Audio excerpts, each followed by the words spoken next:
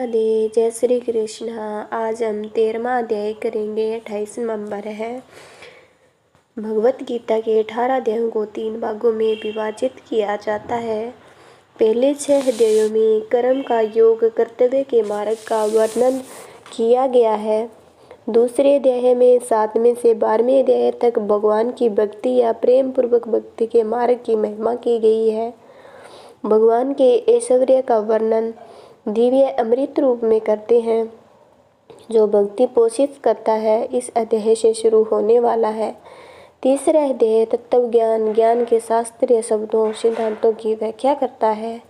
इस अध्याय में श्री कृष्ण 2 शब्दों का परिचय देते हैं, क्षेत्र और क्षेत्रज्ञ। क्षेत्र का ज्ञाता।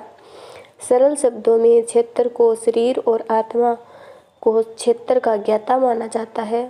हालांकि क्षेत्र वास्तव में केवल भौतिक शरीर से कहीं अधिक है। इसमें मन, बुद्धि, अहंकार और भौतिक ऊर्जा के अन्य सभी घटक शामिल हैं जो हमारे व्यक्तित्व का हिस्सा है। व्यापक शब्दों में आत्मा को छोड़कर जो क्षेत्र का ज्ञाता है, हमारे पूर्ण व्यक्तित्व के सभी भौतिक पहलुओं पर विचार किया जाता है। शरीर का क्षेत्र। जब किसान अपने खेत में धान बोता है तो वह उस खेत से केवल धान ही काट सकता है, गेहूं या मक्का नहीं। इसी प्रकार हम अपने खेत में, अपने शरीर में अच्छे या बुरे विचार और कर्म बोते हैं। हम उसका परिणाम भाग्य ही काटते हैं।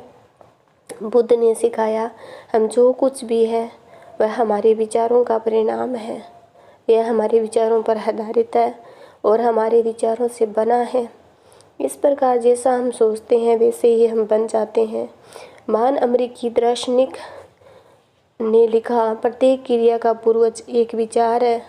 इसलिए हमारे शरीर रूपी क्षेत्र में उचित विचारों पर कर्म विकसित आवश्यक है और हर क्षेत्र में क्षेत्र का अंतर समझना भी बहुत आवश्यक है।